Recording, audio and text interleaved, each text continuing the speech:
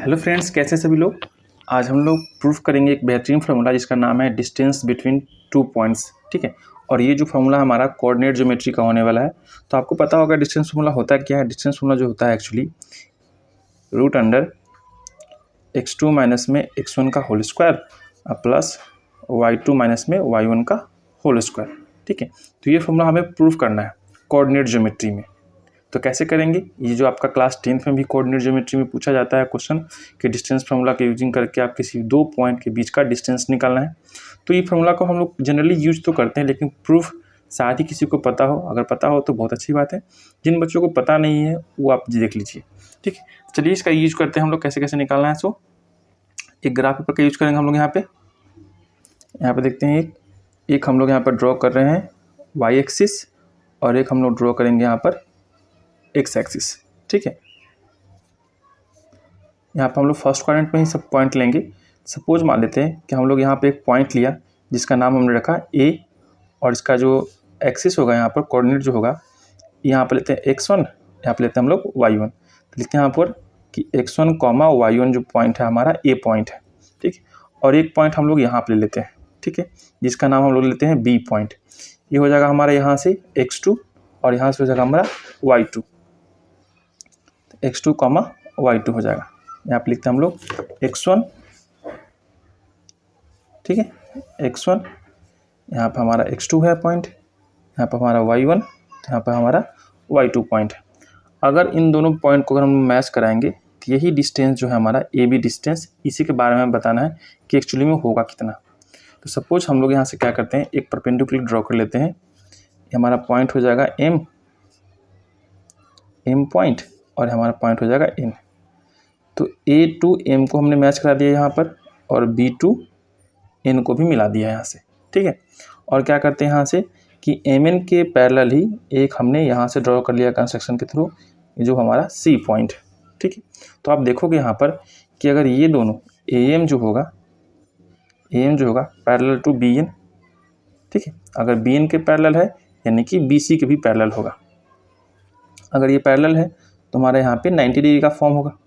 Clear सी बात है, 90 degree form हो गया। अब जैसे ही 90 डिग्री फॉर्म होगा तो triangle A C B is a right angle triangle. ठीक है, राइट एंगल ट्रायंगल हो जाएगा। 90 डिग्री कहाँ पे बन रहा है, सी एंगल पे बन रहा है आपका 90 डिग्री। अब चलिए हम लोग बात करते हैं इस डिस्टेंस का, यहाँ से लेके यहाँ तक का। इसके बारे में समझिए थोड़ा सा कि अगर यहाँ से लेके यहाँ तक का डिस्टेंस को अगर हम लोग x1 मेजर किए, है ना, x1 ही मेजर किए, तब तो यहाँ पर हमने x1 पॉइंट किया है। और यही डिस्टेंस हम लोग यहाँ से लेके यहाँ तक का जो है हमारा x2 मेजर हुआ है। x2 क्लियर, x2 मेजर हुआ है। तो बताइए आप कि ये डिस्टेंस कितना हो जाएगा, ये वाला। तो पूरा आपका x2, इसमें से x1 माइनस कर लेंगे तो यहाँ पर हो जाएगा हमारा x2 माइनस में x1। क्लियर इतना। सेम लॉजिक हम लोग यहाँ पे लगाएंगे कि अगर कि यहाँ से लेके यहाँ तक y1 है तो y1, और फिर से यहाँ से पॉइंट लेके यहाँ तक ये हमारा डिस्टेंस y2 है। इसका भी कुछ नाम देते हैं। ये पॉइंट हो जाएगा P, और ये पॉइंट हो जाएगा हमारा Q। ये आपका ओरिजिन रहता है, तो O रहने दीजिए इसको। तो O से P तक का y1, Q से O तक का हो जाएगा आपका y2। तो बिटवीन P एंड Q कितना हो जाएगा, ये आपका हो जाएगा y2 माइनस का y1। क्लियर, ये डिस्टेंस होगा आपका यहाँ से यहाँ तक का y2 माइनस का y1 हो जाएगा, है ना। इतना डिस्टेंस हो गया आपका y2, ये डिस्टेंस हो जाएगा आपका y1। तो बीच का जो डिस्टेंस बचेगा ये आपका हो जाएगा y2 माइनस y1। क्लियर। अब चलिए, अगर ये डिस्टेंस यहाँ से लेके यहाँ तक का डिस्टेंस जो है आपका y2 माइनस y1 है, तो यहाँ पर भी तो वही डिस्टेंस आएगा ना, क्योंकि दोनों पैरेलल है। देखिए ये दोनों पैरेलल है यहाँ से यहाँ तक, है ना। तो ये डिस्टेंस हो जाएगा आपका y2 माइनस में y1। और यहाँ से देखिए ये जो आपका डिस्टेंस दिख रहा है m टू n का डिस्टेंस जो है x2 माइनस x1 है, तो a टू c का भी तो सेम टू सेम डिस्टेंस हो जाएगा x2 माइनस में x1, है कि नहीं। क्लियर। अब देखते हैं यहाँ पर कि ये जो ट्रायंगल हमारा बना है ACB is a right angle triangle, और ये जो पोर्शन हमारा आया BC एक्चुअली में क्या हो जाएगा, परपेंडिकुलर हो जाएगा और AC जो हो जाएगा बेस हो जाएगा, या फिर ये बेस या परपेंडिकुलर, जब तक कि एंगल हम लोग डिसाइड नहीं करते। लेकिन ये तो बात कन्फर्म है कि AB जो है इसका हाइपोटेनस होगा। क्लियर? अगर AB हाइपोटेनस है तो पाइथागोरस थ्योरम से हम लोग ये लगा सकते हैं रूल कि इन ट्रायंगल ACB है ना, ACB की AB का स्क्वायर इक्वल टू AC का स्क्वायर प्लस BC के स्क्वायर के बराबर होगा पाइथागोरस थ्योरम के अकॉर्डिंग। अगर ऐसा है तो हम लोग यहाँ पर इसका वैल्यू प्लेस कर लेते हैं कि AC का मान कितना होगा, A से लेके C तक का x2 माइनस x1, तो x2 माइनस में x1 का होल स्क्वायर, तो होल स्क्वायर प्लस BC का मान कितना होगा, y2 माइनस का y1 का होल स्क्वायर, तो होल स्क्वायर है तो ये भी होल स्क्वायर इक्वल टू ये किसके है, AB के स्क्वायर के। अगर हम लोग सिर्फ AB का वैल्यू निकालें, सिर्फ AB का वैल्यू निकालें है ना, सिर्फ AB का, तो ये जो स्क्वायर लगा हुआ है इस पर क्या चला जाएगा, रूट चला जाएगा।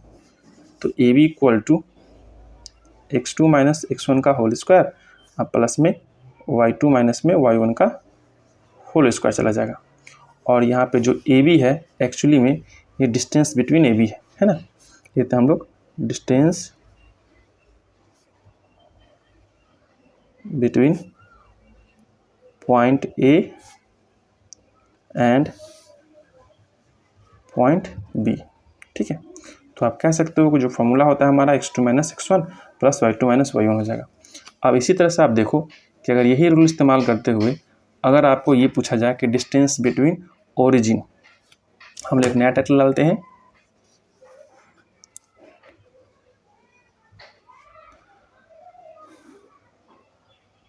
Distance between origin and a